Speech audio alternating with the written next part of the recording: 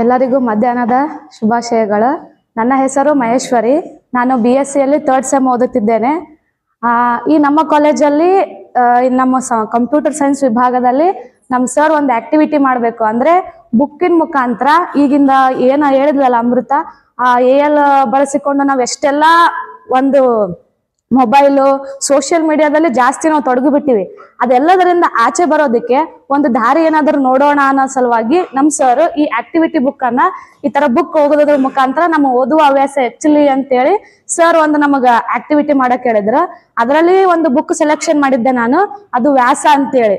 Already ನಿಮ್ಗೆಲ್ಲರಿಗೂ ಗೊತ್ತಿರುತ್ತೆ ವ್ಯಾಸ ಅಂದ್ರೆ ಯಾರು ಅಂತ. ಯಾರಾದ್ರೂ ಹೇಳ್ಬೋದಾ ವ್ಯಾಸ ಏನ್ ಮಾಡಿದ್ರು, ಅಥವಾ ವ್ಯಾಸರ ಬಗ್ಗೆ ಏನಾದ್ರು ಒಂದು ಲೈನ್ ಏನಾದ್ರು ಗೊತ್ತಿದ್ರೆ? ಏನಣ್ಣ? ಮಹಾಭಾರತ ಬರ್ದಿದ್ದು ವ್ಯಾಸ ಅಂತ ಗೊತ್ತು, ಬಟ್ ಬರ್ದಿದ್ದ ಅಂತಲ್ಲ, ವ್ಯಾಸರಿಗೆ ಈ ಮಹಾಭಾರತದ ಬಗ್ಗೆ ಎಲ್ಲಾ ಒಂದು ಇಡೀ ಇದನ್ನು ಬಿಡದೆ ವ್ಯಾಸರಿಗೆ ಮಾತ್ರ ಮಹಾಭಾರತದ್ದೆಲ್ಲಾನು ಗೊತ್ತಿತ್ತು. ಅದನ್ನು ಬರೆದಿದ್ದು ಗಣೇಶ. ಅವ್ರ ಬಗ್ಗೆ ನಾನೀಗ ಕಿರುಪರಿಚಯ ಹೇಳ್ಕೊಡ್ತೀನಿ. ಒಂದು ಗುಡಿಸಲಿರುತ್ತೆ, ಯಮುನಾ ನದಿ ತೀರ ಅಂತೇಳಿ. ಆ ಗುಡಿಸಲಲ್ಲಿ ಒಬ್ಬ ತಂದೆ ಮತ್ತು ಒಬ್ಬ ಸಾಕು ಮಗಳು ವಾಸವಿರ್ತಾರೆ. ಆ ತಂದೆ ಹೆಸರು ಏನಪ್ಪಾ ಅಂದ್ರೆ ಒಂದು ಬೆಸ್ತಾನ್ ಅಂತೇಳಿ. ಇವರು ಆ ಒಂದು ರಾಜ್ಯವನ್ನು ಆಳ್ತಿದ್ದವನು ಕೂಡ ಬೆಸ್ತಾನ್ ಪಾಳ್ಯಕ್ಕೆ ಸೇರಿರುತ್ತದೆ ಇದು ಒಂದು ರಾಜ್ಯ.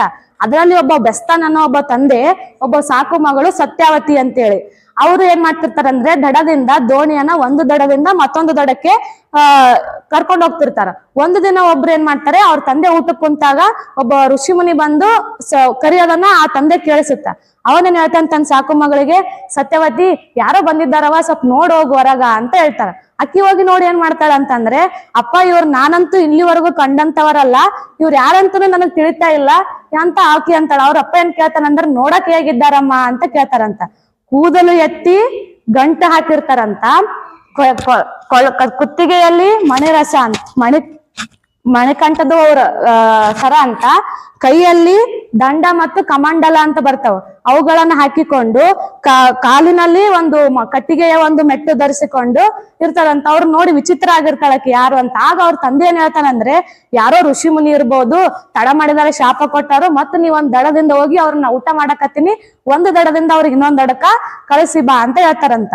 ಆ ಒಂದು ದಡ ದಾಟುವಾಗ ಆ ಋಷಿ ಮುನಿಗೆ ಏನ್ ಅನ್ಸುತ್ತಂದ್ರೆ, ಸತ್ಯವತಿ ನೋಡಿ ಇವಳು ನನ್ನ ಬದುಕಿಗೆ ನಿಜವಾದ ಸಂಗಾತಿ ಅಂತ ಅನಿಸ್ತದಂತ. ಅವ್ರು ಸ್ವಲ್ಪ ಮೀನಿನ ಕೆಲಸ ಮಾಡ್ತಿರೋದ್ರಿಂದ ಅವ್ರ ಮೈಯಲ್ಲಿ ಮೀನಿನ ವಾಸನೆ ಬರ್ತಿರುತ್ತಂತ. ಅವ್ರ ಶಾಪದಿಂದ ಆ ಮೀನಿನ ವಾಸವನ್ನ ತಗ್ಗಿಸಿ ಆಮೇಲೆ ಆಕಿ ನಿಜವಾದ ನನ್ ಸಂಗತಿ ಅಂತ ಅನ್ಕೊಂಡಾಗ ಆಕಿಗೂ ಅನ್ಸುತ್ತಂತದು, ಇವ್ ಋಷಿ ಮುನಿ ನನ್ನ ಸಂಗತಿ ಆದ್ರೆ ಚೆನ್ನಾಗಿರುತ್ತೆ ಅಂತ. ಆಗ ಅವರಿಬ್ಬರ ಒಂದು ಮಗನೇ ಈ ವ್ಯಾಸ ಋಷಿ. ಆ ಋಷಿ ಯಾರಪ್ಪ ಅಂದ್ರೆ ಪರಾಶಿರ ಅಂತೇಳಿ. ಆ ಋಷಿ ಪರಾಶಿರ, ಈ ಸಾಕು ಮಗಳು ಸತ್ಯವತಿ, ಇವ್ರಿಬ್ಬರ ಮಗನೇ ಈ ವ್ಯಾಸ ಋಷಿ.